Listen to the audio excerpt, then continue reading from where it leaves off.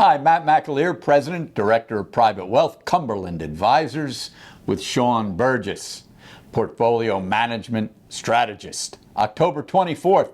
Shaun hasn't been with me in a few weeks. Nice to have Shaun back. Give us some views on bonds. Give us some views on how bonds may affect other asset classes. But most importantly, Shaun, we'll start off right on bonds. What are you doing within the taxable portfolio? And what are you doing in the muni portfolio based on rates really have come down nicely the last 5-6 weeks? Yeah, it's been really nice. We had a good September, and it's nice to fill in for the Moose again. So always a pleasure to be here. You know, September was a good month for interest rates. Into October, we've seen a good year or a good month to date so far. All predicated on the Fed cutting. We saw the cut in September. That's one part of it. We had a little bit of concerns on the regional bank side with some issues in credit. Right. That took us another leg down just a couple weeks ago. We spoke to that last week. Yeah. On the video. Yep, Yeah. that's another portion that brought us down past that 4% level. We've been watching the 4% 10-year because that's shown really good resistance. You see come down and bounce off, right? This week we saw it come through 4%, not much, and it's really waffled around that level. So we'll see if we can get some more good news and see if we can get that to go a little bit lower. We had CPI print just today, came in below expectations. Didn't do too much for the market. You know, yields on the week were really flat, and it's really because the market expects an October cut. Right. It would be a real disappointment if the Fed didn't cut in October at this point. You'd see more volatility. Yeah, and like all markets, right, after a move, and you've seen we think of it as a nice move lower in rates, which bolsters bond prices. Yep, Remember, prices lower rates, higher prices. Higher rates, lower prices. You have that reverse movement in fixed income. Once you get the move we've had, it's not unusual to just back and fill for a little while. Yeah, you can see a little reversion till you get the next bit of news that maybe gives you confidence to go a little bit lower. And that's what the market's looking for. We need to see the Fed's cutting next Wednesday.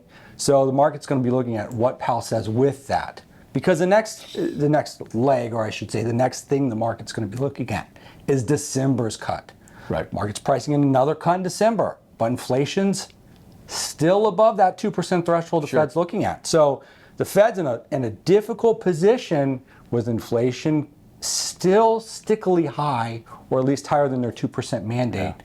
And the economy, so far as we've seen, still looks fairly good. Well, this week was the first real heavy week of earnings. It was solid overall. Yeah. What I was keeping my eye on more was the banks. Mm-hmm. And last Friday we spoke to some of the weakness in banks, especially banks that are heavily lending banks, like the regionals. They're down there 10% off their highs like that.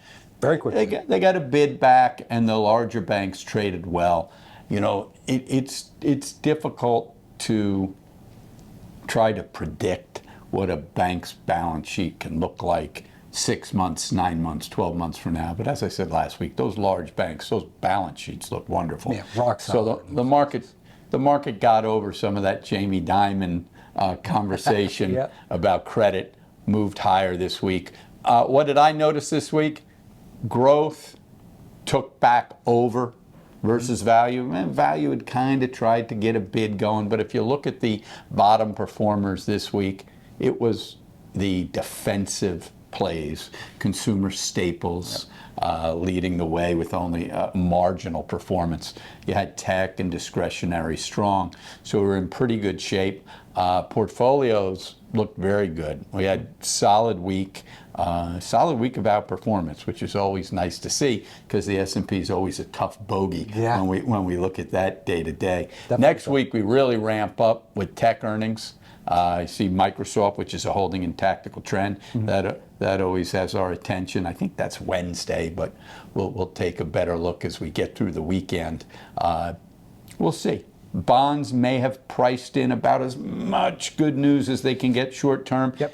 Stocks may have, right? We saw some good earnings from some tech companies this week where the upward move was just marginal. Yep. Maybe for the time being, the good news, the solid business, the growth numbers are baked in to that price.